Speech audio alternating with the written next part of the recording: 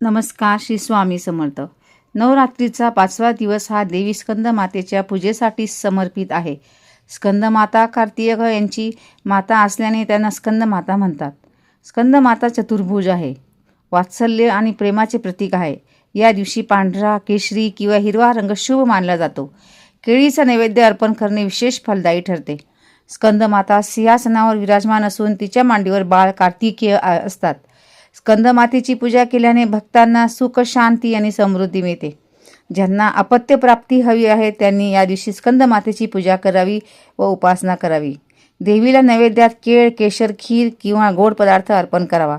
स्कंदमाता भक्तांचे सर्व इच्छा पूर्ण करते आणि मोक्ष प्रदान करते.